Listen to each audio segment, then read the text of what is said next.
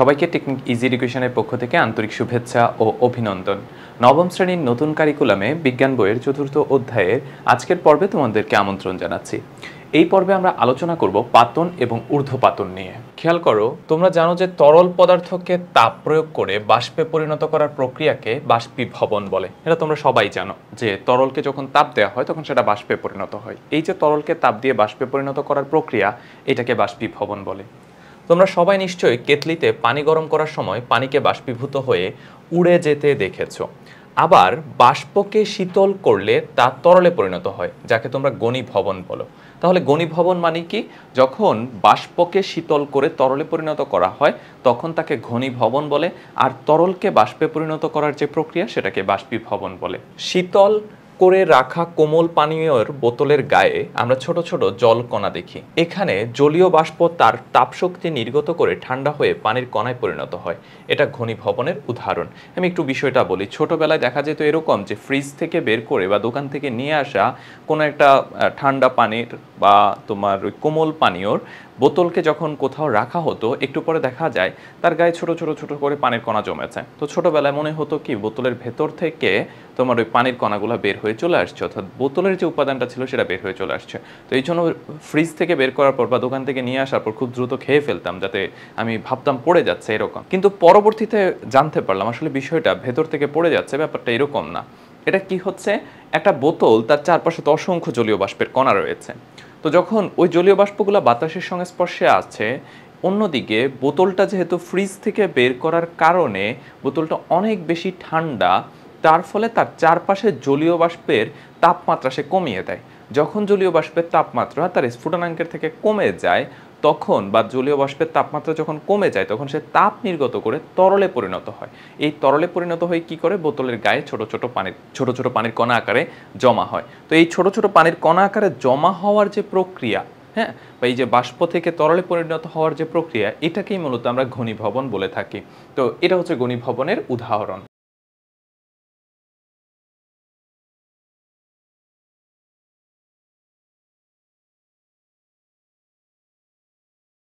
অন্যদিকে পাতন হচ্ছে কোনো তরলকে তাপ দিয়ে বাষ্পে পরিণত করে তাকে পুনরায় শীতলীকরণের মাধ্যমে তরলে পরিণত করার প্রক্রিয়া। অর্থাৎ কোনো একটা জিনিসকে আমি তাপ দিব, তাপ দিয়ে সেটা বাষ্পে পরিণত হবে, বাষ্পকে আবার শীতল করে তরলে পরিণত করব। দুইটা কাজ যখন একসাথে ঘটবে তখন, মানে দুইটা প্রক্রিয়া যখন এক জায়গায় ঘটে তখন তাকে আমরা বলি কি, তখন তাকে আমরা বলি হচ্ছে পাতন। সুতরাং পাতনকে নিম্নোক্তভাবে লেখা যায়। তাহলে পাতন সমান লেখা যায় কি, বাষ্পীভবন প্লাস হচ্ছে ঘনীভবন। অর্থাৎ একটা তরলকে বাষ্পীভবন করব, তারপর ঘনীভবন করব। এই পুরো প্রক্রিয়াটাই হচ্ছে পাতন। পাতনকে ইংরেজিতে কি বলা হয়, ডিস্টিলেশন।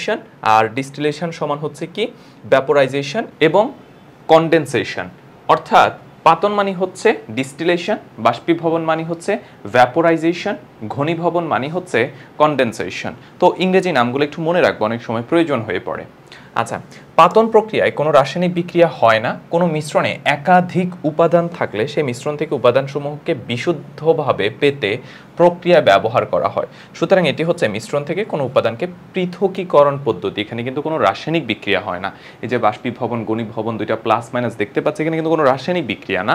এইটা হচ্ছে দুইটা মিশ্রণ আছে, সেই মিশ্রণ থেকে দুইটা পদার্থকে আলাদা করে রাখার বা আলাদা করার প্রক্রিয়া।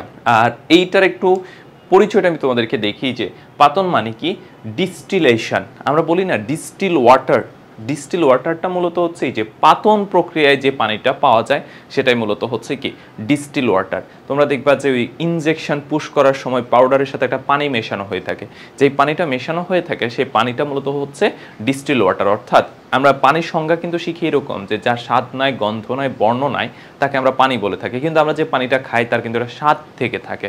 তো আমার ছোটবেলায় মনে হইতো যে বইয়ে পড়ি একটা আর বাস্তবে দেখি একটা, কিন্তু আমরা যেটা পানি, যেই পানিটা খাই সেখানে কিন্তু বিভিন্ন পদার্থের মিশ্রণ রয়েছে। আর যেটা একদম বিশুদ্ধ পানি অর্থাৎ H2O যেটা, সেটাতে কিন্তু কোনো রকম স্বাদ নাই, বর্ণ নাই, গন্ধ নাই।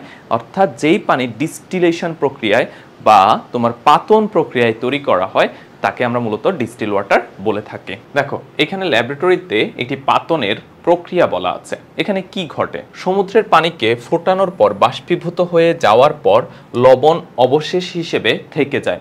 অর্থাৎ এই যে একটা পাত্র, এই পাত্রে আমরা কি করলাম, সমুদ্রের পানি নিয়েছি। সমুদ্রের পানির মধ্যে দুইটা জিনিস তো আমরা জানি যে কমনলি থাকে, একটা হচ্ছে পানি আর একটা হচ্ছে লবণ। তো আমি যখন হচ্ছে এখানে তাপ দিচ্ছি, যে হিট তাপ দেওয়া হচ্ছে, তখন সমুদ্রের পানিটা বাষ্পে পরিণত হচ্ছে। আর লবণটা কি হচ্ছে? লবণটা হচ্ছে পাত্রের তলায় অবশেষ মানে তলানি হিসেবে জমা হয়ে যাচ্ছে। পানিটা বাষ্পে পরিণত হয়ে এই যে লাইন আছে এই লাইন ধরে যাচ্ছে। আবার এই যে লাইনটা, এই যে ট্যাপ থেকে আসা ঠান্ডা পানি, এই যে দেখো এই লাইনটা আবার একটা তোমার টিউবের ভেতর দিয়ে গেছে। যে এই লাইনটা হচ্ছে এইটা পুরোটা একটা শীতকের ভেতর দিয়ে গেছে। তো এই শীতকের এই পাশ দিয়ে হচ্ছে তোমার ট্যাপ থেকে এসে ঠান্ডা পানি প্রবেশ করে, আর এই পাশ দিয়ে সেই ঠান্ডা পানিটা বের হয়ে যায়। এখন খেয়াল করো, এই যে নীল অংশ যেটা, এই পানিটা হচ্ছে ঠান্ডা পানি। তখন বাষ্পটা যখন মাঝখানের এই সাদা অংশ দিয়ে আসে, তখন এখানে বাষ্প থাকলেও এই যে তার চারপাশে ঠান্ডা পানির কারণে তার তাপমাত্রাটা কমে সে আবার পানিতে পরিণত হয়ে যায়, যার ফলে এই পানিতে পরিণত হয়ে এখানের এই পাত্রের মধ্যে জমা হচ্ছে।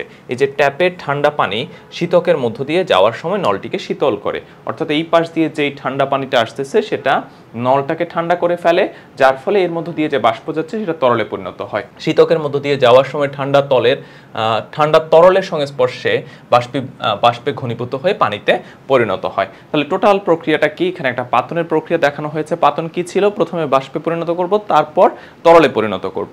তো এখানে সমুদ্রের পানি ছিল, তাকে আমরা কি করলাম? বাষ্পে পরিণত করলাম। বাষ্পটা এই যে টিউব দিয়ে এসে এই রাস্তা দিয়ে আসবে। এখন এই রাস্তাটা একটা শীতকের ভেতর দিয়ে গেছে, যে শীতকের ভেতরে ট্যাপ থেকে ঠান্ডা পানি এসে প্রবেশ করতেছে, যার ফলে তোমার বাষ্পটা ঠান্ডা পানির তলের সংস্পর্শে আসার কারণে সেটা শীতল হয়ে যায়, তরলে পরিণত হয়, তরলে পরিণত হয়ে এই পাত্রের মাধ্যমে জমা হয়। তো এটাই হচ্ছে টোটালি পাতন প্রক্রিয়া। আর এতে সুবিধা কি হচ্ছে? এই যে পাত্রের মধ্যে লবণ ছিল এবং সমুদ্রের পানি ছিল, পানিগুলো এই পাত্রে চলে আসবে, লবণগুলো এখানে জমা হয়ে যাবে, অর্থাৎ লবণ আর পানিকে আমরা টোটালি আলাদা করে ফেলতে পারছি আংশিক পাতন প্রক্রিয়ার মাধ্যমে। ল্যাবরেটরি নিরাপদ পরিবেশে যথাযথ পাত্র ব্যবহার করে পাতনের পরীক্ষা করা যায়। যেমন পানিতে অপদ্রব্য মেশানো থাকলে পাতনের মাধ্যমে বিশুদ্ধ পানিকে আলাদা করে নেওয়া যায়, যেটাকে আমি একটু আগে ডিস্টিল ওয়াটার কিভাবে তৈরি করা হয় সেটার কথা বলেছি। রাসায়নিক শিল্প কলকারখানাতেও ব্যাপকভাবে পাতন ব্যবহার করা হয়। যেমন তেলের খনি থেকে যে অপরিশোধিত তেল বা ক্রুড অয়েল মানে কি? অপরিশোধিত তেল, বা এটাকে হেভি অয়েলও বলা হয়, উত্তোলন করা হয়, সেগুলো পাতনের মাধ্যমে পরিশোধিত করা হয়। শুধু তাই নয়, ভিন্ন ভিন্ন তাপমাত্রায় অপরিশোধিত তেল থেকে ভিন্ন ভিন্ন দ্রব্যকে আলাদা করা হয়, যেটা আমরা নিচের একটা চিত্রে আমরা দেখব। আমি তোমাদেরকে চিত্রটা দেখিয়ে রাখি। এই যে এই চিত্রের মধ্যে হচ্ছে আমরা সেই বিষয়টা কি আলাদা করে রাখবো বা আলাদা করে ব্যাখ্যা করব। তো এই পদ্ধতিকে কি বলা হয়? এই পদ্ধতিকে হচ্ছে আমার আংশিক পাতন বলা হয়ে থাকে। আচ্ছা, এরপরে আসো ঊর্ধ্বপাতন। ঊর্ধ্বপাতন মানে কি? ঊর্ধ্বপাতন হচ্ছে এমন একটি প্রক্রিয়া যেখানে কোনো কঠিন পদার্থকে তাপ প্রয়োগ করলে সেটি তরলে পরিণত না হয়ে সরাসরি বাষ্পে পরিণত হয়। আমরা জানি একখণ্ড কঠিন পদার্থকে যখন তাপ দেওয়া হয় সেটি প্রথমে তরলে পরিণত হয়, তারপর যখন তরলকে তাপ দেওয়া হয় তখন সেটি বাষ্পে পরিণত হয়, অর্থাৎ কঠিন থেকে তরল, তরল থেকে বাষ্পে পরিণত হচ্ছে, তাই না? কিন্তু যেই সকল পদার্থকে তাপ দেওয়া হলে সরাসরি বাষ্পে পরিণত হয় বা তাদেরকে বলা হচ্ছে ঊর্ধ্বপাতিত পদার্থ। আর এই যে প্রক্রিয়া, যে কঠিন পদার্থকে তাপ দিয়ে সরাসরি বাষ্পে পরিণত করার প্রক্রিয়া, সেটাকে বলা হয় ঊর্ধ্বপাতন। তোমরা হয়তো সবাই ন্যাপথালিনের নাম শুনেছো বা দেখেছো। কাপড়কে পোকা থেকে রক্ষা করতে ন্যাপথালিন ব্যবহার করা হয়। এই ন্যাপথালিনকে তাপ দিলে সেটি প্রথমে তরল না হয়ে সরাসরি গ্যাসীয় পদার্থে পরিণত হয়। এটা তোমরা চাইলে বাসায়ও এক্সপেরিমেন্ট করে দেখতে পারো, তবে সেটা একটু নিরাপদে করবা। তারপরে ড্রাই আইস হচ্ছে হিমায়িত কার্বন ডাইঅক্সাইডের একটি কঠিন রূপ। ড্রাই আইস বায়বীয় বা গ্যাসীয় অবস্থায় তার কঠিন অবস্থা থেকে অধিক স্থিতিশীল। এটি যখন বাতাসের সংস্পর্শে আসে তখন সেটি কঠিন অবস্থা থেকে সরাসরি গ্যাসীয় অবস্থায় পরিণত হয়। এই যে দেখো, এটা যখন হচ্ছে যে নর্মালি কি ড্রাই আইস বায়বীয় বা গ্যাসীয় অবস্থায় তার কঠিন অবস্থা থেকে অধিক স্থিতিশীল, মানে হচ্ছে কঠিন অবস্থায় সে অতটা স্থিতিশীল না, সে এখানে দ্রুত বাষ্পে পরিণত বা হচ্ছে যে অস্থিতিশীল অবস্থার মধ্যে বিরাজ করে। সে যখন বায়বীয় বা গ্যাসীয় অবস্থায় পরিণত হয় তখন সবচেয়ে বেশি স্থিতিশীল অবস্থা অর্জন করে। তো সেটাকে যখন হচ্ছে সে যখন বাতাসের সংস্পর্শে আসে তখন তার এই যে কঠিন অবস্থা থেকে সরাসরি কি হয়, বাষ্পে পরিণত হয়ে যাচ্ছে। তাই এইটাকেও আমরা বলতে পারি কি ঊর্ধ্বপাতন প্রক্রিয়া। আর একটা কথা মনে রাখবা, এই যে ড্রাই আইস, নামটা যেহেতু ড্রাই আইস, অনেকে শুষ্ক বরফ মনে করতে পারো বা পানির কোনো একটা উপাদান মনে করতে পারো, কিন্তু ড্রাই আইস পানির উপাদান না, এটি হচ্ছে কি হিমায়িত কার্বন ডাইঅক্সাইডের কঠিন রূপ, অর্থাৎ কার্বন ডাইঅক্সাইডকে ঠান্ডা করে একটা কঠিন রূপে দান করা। তো সেটাই হচ্ছে আমাদের ড্রাই আইস। এটা আবার বরফের কিছু ভাবার দরকার নাই বা পানির কোনো উপাদান ভাবার দরকার নাই। তারপরে এটি ঊর্ধ্বপাতনের আরেকটি উদাহরণ। এছাড়া দেখো নিশাদল মানে অ্যামোনিয়াম ক্লোরাইড, কর্পূর C10H16O, তারপরে আয়োডিন, অ্যালুমিনিয়াম ক্লোরাইড, এই পদার্থগুলোকে তাপ দিলেও সেগুলো তরলে পরিণত না হয়ে সরাসরি বাষ্পে পরিণত হয়। অর্থাৎ এখানে কয়েকটার কথা আমরা কিন্তু উদাহরণ হিসেবে দেখেছি। আমরা দেখেছি ন্যাপথালিনের কথা, আমরা দেখেছি নিশাদলের কথা, কর্পূরের কথা, আয়োডিনের কথা, অ্যালুমিনিয়াম ক্লোরাইডের কথা এবং ড্রাই আইসের কথা। এরা কঠিন অবস্থায় থাকে, কিন্তু এদেরকে যখন তাপ দেওয়া হয় তখন এরা তরলে পরিণত না হয়ে সরাসরি বাষ্পে পরিণত হয়। তাই এদেরকে কি বলা হয়, ঊর্ধ্বপাতিত পদার্থ। আর এই প্রক্রিয়াটাকে কি বলা হয়, ঊর্ধ্বপাতন প্রক্রিয়া। তো এই পদার্থগুলোকে ঊর্ধ্বপাতিত পদার্থ বলা হয়। ল্যাবরেটরির যথাযথ নিরাপদ পরিবেশে নিচের এই সহজ পরীক্ষণটি দিয়ে খুব সহজে ঊর্ধ্বপাতন প্রক্রিয়া পর্যবেক্ষণ করা যায়। দেখো আমরা এক্সপেরিমেন্টটা কিভাবে করতে পারি। একটি বিকারে কিছু পরিমাণ অ্যামোনিয়াম ক্লোরাইড নিয়ে বিকারের খোলা মুখটি একটি কাঁচের ঢাকনা দিয়ে ঢেকে দেওয়া হয়। তারপর কাচের ঢাকনার উপর কিছু বরফখণ্ড রাখা হয় যেন বাষ্পীকৃত অ্যামোনিয়াম ক্লোরাইড ঠান্ডা হয়ে ঢাকনার নিচে জমা হতে পারে। অর্থাৎ একটা বিকার নিলাম, যে বিকারের মধ্যে কি আছে, অ্যামোনিয়াম ক্লোরাইড আছে। তারপর এটাকে আমি একটা ঢাকনা দিয়ে ঢেকে দিলাম। এই ঢাকনার উপরে আমি ছোট ছোট অনেকগুলা বরফের টুকরো রাখলাম। তো বরফের টুকরা রাখলে কি হবে, ঢাকনা বা ঢাকনার যে পাশের যেই টেম্পারেচার আছে সেই টেম্পারেচারটা অনেক কম থাকবে। তো এখানে ভেতরে ছিল অ্যামোনিয়াম ক্লোরাইড। তারপর আমি যখন এটাকে তাপ দিব তখন এই অ্যামোনিয়াম ক্লোরাইডটা তরলে পরিণত হচ্ছে কিনা আমি দেখব। সাধারণত এখানে কি ঘটবে, তরলে পরিণত না হয়ে সরাসরি এটা বাষ্প আকারে উপরের দিকে উঠে যাবে। বাষ্প আকারে উঠে ঢাকনার কাছে আসবে। এখন ঢাকনার কাছে টেম্পারেচার যেহেতু আবার কম, বরফ থাকার কারণে ঢাকনার বাহিরে উপরের দিকে, তাই সেটি আবার কি হয়ে যাবে, তরলে পরিণত হয়ে যাবে। তাহলে আমরা দেখতে পাচ্ছি কঠিনে পরিণত হবে, কঠিনে পরিণত হয়ে ঢাকনার গায়ে জমা হয়ে যাবে। তার মানে সেটা কি হচ্ছে, কঠিন অবস্থা থেকে সরাসরি বায়বীয় অবস্থায় রূপান্তরিত হচ্ছে। এই কথাটাই হচ্ছে এখানে বলা হলো। এবার বিকারে তাপ প্রয়োগ করলে দেখা যাবে কঠিন অবস্থার অ্যামোনিয়াম ক্লোরাইড গ্যাসীয় অবস্থায় পরিণত হচ্ছে। এই বাষ্পীকৃত বা গ্যাসীয় অ্যামোনিয়াম ক্লোরাইড উপরে উঠে কাচের ঢাকনায় গিয়ে শীতল হয়ে পুনরায় কঠিন অ্যামোনিয়াম ক্লোরাইড হিসেবে ঢাকনার নিচে জমা হতে থাকবে। কোনো কঠিন পদার্থের মিশ্রণের মধ্যে যদি একটি ঊর্ধ্বপাতিত পদার্থ মিশ্রিত থাকে তাহলে ওই ঊর্ধ্বপাতিত পদার্থকে মিশ্রণ থেকে সহজেই পৃথক করা যায়। অর্থাৎ ধরো কোন একটা, আচ্ছা উদাহরণটা এখানে একটু খেয়াল করে দেখি। খাবার লবণের সঙ্গে অ্যামোনিয়াম ক্লোরাইড বা নিশাদল মিশ্রিত থাকলে ঊর্ধ্বপাতন প্রক্রিয়ায় নিশাদলকে আলাদা করা যায়। অর্থাৎ খাবার লবণ সেটা একটি কঠিন পদার্থ, আমরা সবাই জানি, তার সাথে কঠিন নিশাদল যখন মিশ্রিত থাকবে, আমি দুইটাকে ধরো গুনে গুনে তো আর আলাদা বা একটা একটা করে তো আলাদা করতে পারবো না, তখন সেটাকে আলাদা করার উপায়টা কি, ওই যে সরাসরি তাপ দেওয়া। যখনই আমি সরাসরি তাপ দিব তখন এই যে অ্যামোনিয়াম ক্লোরাইড সরাসরি বাষ্পে পরিণত হয়ে উড়ে যাবে, অন্যদিকে সোডিয়াম ক্লোরাইডটা নিচে থেকে যাবে। তো এই ঊর্ধ্বপাতন প্রক্রিয়ায় দুইটি কঠিন পদার্থ যদি মিশ্রিত থাকে এবং তার মধ্যে যদি একটি তরল পদার্থ থাকে সেটিকে আমরা আলাদা করতে পারি। আচ্ছা, আমরা যে ক্রুড অয়েলের থেকে বিভিন্ন তরল পদার্থকে আলাদা করার প্রক্রিয়াটার কথা বলেছিলাম সেটা আমরা এখানে আলোচনা করি। এই যে দেখো এখানে একটা পাত্র, এই পাত্রে হচ্ছে অপরিশোধিত তেল রয়েছে। এই অপরিশোধিত তেল মূলত আমরা খনি থেকে নিয়ে আসি বা যেটাকে আমরা বলে থাকি ক্রুড অয়েল। এই ক্রুড অয়েলটা এই কলামের ভেতরে প্রবেশ করানো হচ্ছে। আর কলামের বিভিন্ন জায়গায় বা বিভিন্ন ধাপে বিভিন্ন টেম্পারেচার রয়েছে। এই কলামে কিছু বাল্ব সংযুক্ত থাকে, বাল্বগুলা দিয়ে হচ্ছে মূলত বাষ্পগুলো একটা ধাপ থেকে অন্য একটা ধাপে যেতে পারে। তো তোমাদের সেখানে এই বাল্বের চিত্রগুলো দেয়া হয় না বা এটাকে সহজ করে তোমাদের জন্য উপস্থাপন করা হয়েছে। তো অপরিশোধিত তেলকে যখন আমি এই পাত্রের মধ্যে প্রবেশ করাবো, তারপর যখন এখানে তাপ দেওয়া হবে বা এখানে টেম্পারেচার তৈরি হবে, তখন কি হবে, যেই টেম্পারেচারটা যখন 25 ডিগ্রি সেলসিয়াস ক্রস করে যাবে, তাহলে এর মধ্যে যেই সকল পদার্থ 25 ডিগ্রি সেলসিয়াসের কম টেম্পারেচারে বাষ্পীভূত হয় অর্থাৎ যেই সকল তরল পদার্থের স্ফুটনাঙ্ক 25 ডিগ্রি সেলসিয়াসের কম, তখন সেটা কি হয়ে যাবে, একদম বাষ্প আকারে উপরের দিকে উঠে সেটা বের হয়ে যাবে, সেটা কি তরল পেট্রোলিয়াম গ্যাস।